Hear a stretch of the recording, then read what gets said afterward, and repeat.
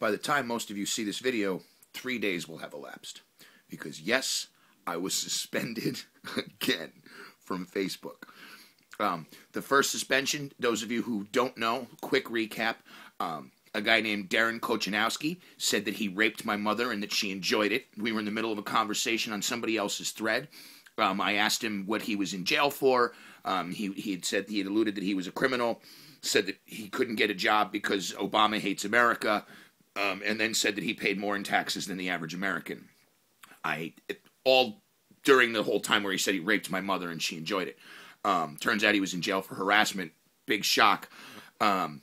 My response was not vulgar. It was, in fact, it was, here's a crayon and a piece of paper. Please explain to me how you couldn't have a job because Obama hates you, and but you pay more in taxes than the average person does every year. So here's a crayon and a piece of paper. I was suspended. 24 hours later, 24 hours go by.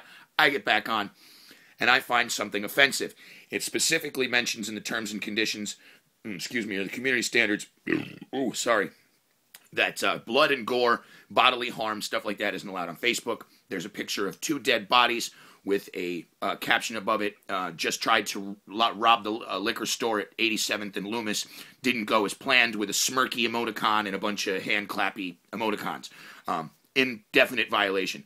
I sent them I reported the photo. They responded back that it did not violate their community standards, and I made a short 5-minute video explaining how that's complete hypocrisy considering my suspension. So that's where that went.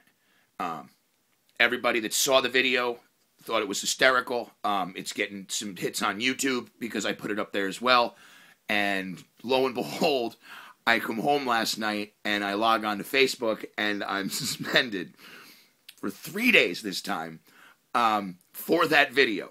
So the video I made pointing out the hypocrisy of Facebook to suspend me for not violating the terms and conditions, while somebody who said they raped my mother, their account remained unmolested, and then the photos of 2 dead boys in a liquor store, robbery gone wrong, that did not violate their terms and conditions. I also reported a photo of a supposed terrorist pointing a gun saying something about stupid liberal, Obama's not coming to take our guns, he's only coming to take your guns, jihad, or some shit like that. And I said, that's basically, it's inciting race hate. It's inciting whatever. It could incite violence, and I didn't think that it was appropriate. But so I've been suspended now for 3 days because I made a video about being suspended for 1 day, wherein I pointed out Facebook's hypocrisy because my response to somebody raping my mother apparently wasn't vulgar enough. It was basically I ignored the bulk of his rape my mother comment until the very end, and it was, here's a crayon and a piece of paper, please explain it to me like I'm 4, after you're done giving it to my mother. So Darren Kochanowski, I'm going to keep saying your name, Darren, because I'm assuming that you're the reason that I'm suspended again, because you put something on a public forum suggesting that you raped my mother and she liked it, and when my response apparently didn't generate or the feelings of good times, I guess, that you were expecting about raping my mother. You were expecting a different response than you got. Maybe you were expecting one that was more violent or vulgar and you didn't get it. Instead, I just beat you with your own ignorance.